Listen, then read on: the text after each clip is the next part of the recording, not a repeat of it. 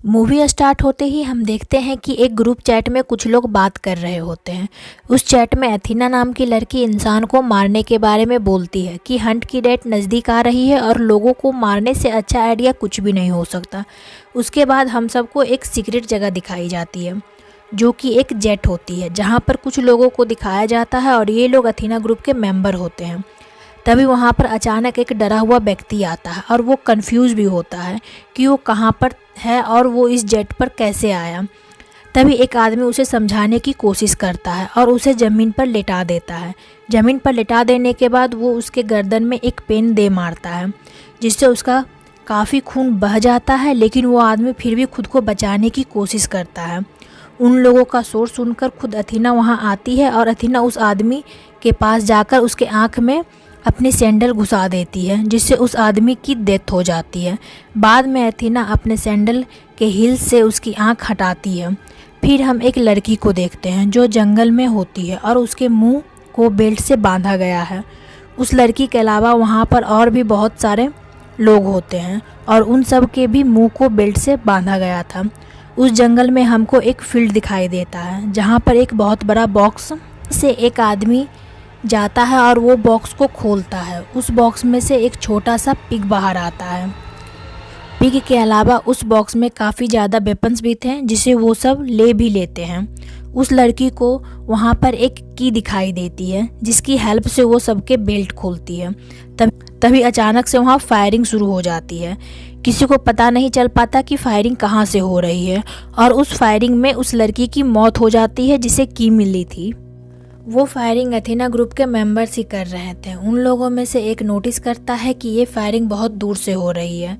तभी एक औरत वहाँ से भागने की कोशिश करती है जो कि एक ट्रैप में फंस जाती है। एक आदमी उस औरत की हेल्प करने जाता है और वो देखता है कि वो औरत स्पाइक पर गिर गई है और वो लेडी को बाहर निकालता है और वो दोनों जंगल की तरफ भागते हैं। तभी उस आदमी का पैर एक ट्रैप पर आ जाता है और वहाँ पर ब्लास्ट हो जाता है। वो आदमी तो मर जाता है, लेकिन वो लेडी फिर से उसी ट्रैप में गिर जाती है। तभी एक दूसरा आदमी उस लेडी की हेल्प करने जाता है। वो लेडी उस आदमी से गन लेकर खुद को शूट कर लेती है क्योंकि वो बहुत पेन में होती है और उसका पैर भी ब्लास्ट हो जाता है। फिर वो आदमी जंगल की तरफ भागता है और वहाँ पर उसे 3 लोग मिलते हैं। फिर उन लोगों के सामने एक वायर की बहुत बड़ी बाउंड्री होती है।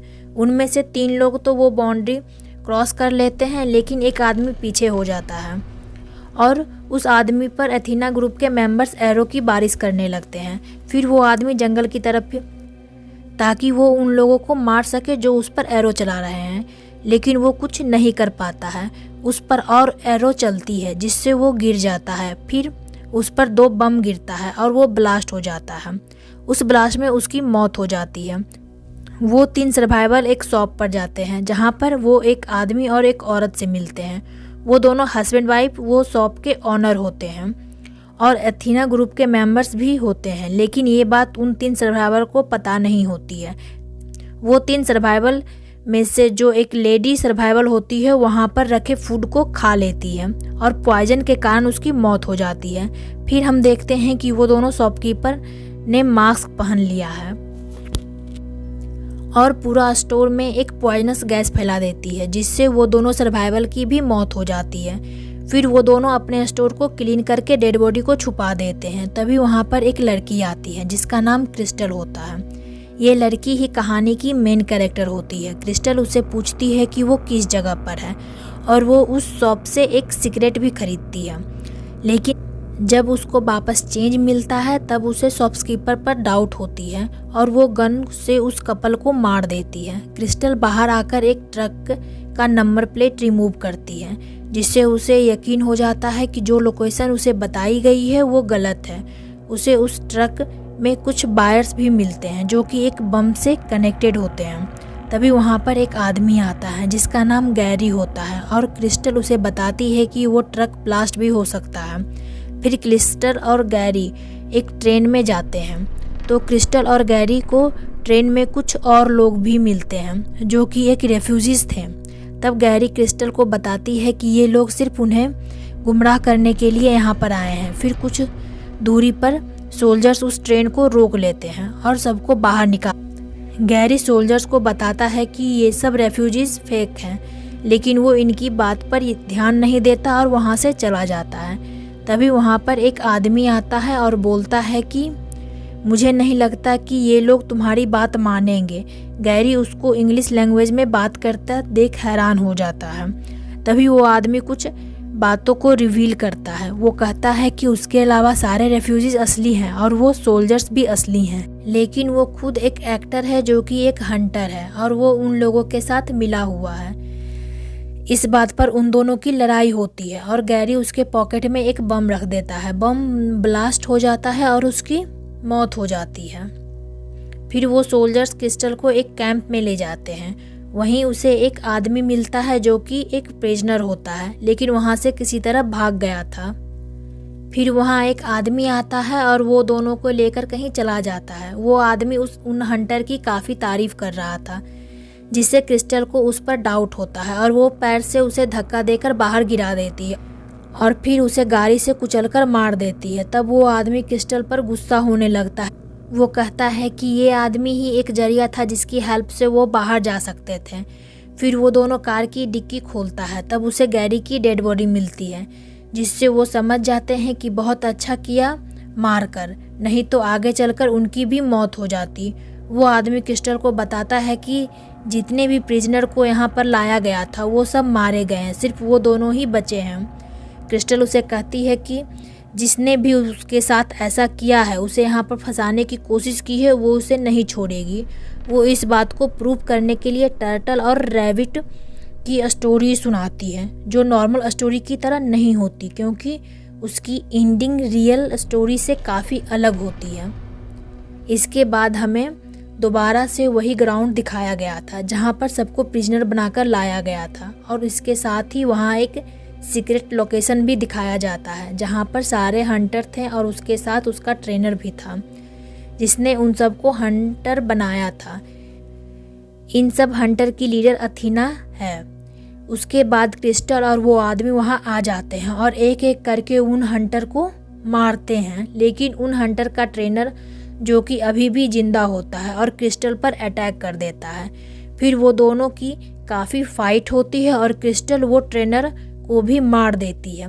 फिर अथीना का फ़ोन आता है और वो क्रिस्टल को गुमराह करने और उस आदमी को फंसाने के लिए कहती है कि वो क्रिस्टल को अभी तक मारा है या नहीं। ये बात क्रिस्टल सुन लेती है और उस आदमी को बिना कोई बात सुने उसे मार देती है। फिर क्रिस्टल उस ट्रेनर के पास आती है जो अभी भी जिंदा होता है और काफ़ी इंजर्ड होता है। वो उसे अथीना का लोकेशन पूछती है। उसे लोकेशन मिलने के बाद वो उस ट्रेनर को भी मार देती है। उसके बाद हमें 1 साल पहले का सीन दिखाया जाता है और यहाँ पर ही हमें पता चलेगा कि आखिर वो सब हंटर क्यों बने और उन्होंने ऐसा क्यों किया। मूवी के स्टार्ट में जो चैट हमें दिखाया गया था, दरअसल वो प्रैंक था, लेकिन क्रिस्टल और उनके साथ 11 और लोगों ने मिल, जिन्हें उन लोगों ने प्रिजनर बनाया था, उन लोगों ने इनकी ये चैट को लीक कर दिया और इसी वजह से अथीना और उसके और साथियों को भी जॉब से निकाल दिया गया, जिसके कारण अथीना और उसके फ्रेंड इस हंट वाली बात को सच में किया क्योंकि उसको अपना बदला लेना था। क्रिस्टल जब अथीना की लोकेशन पर पहुंचती है तब वो देखती है कि अथीना खाना बना रही थी। उन दोनों की बातचीत होती है।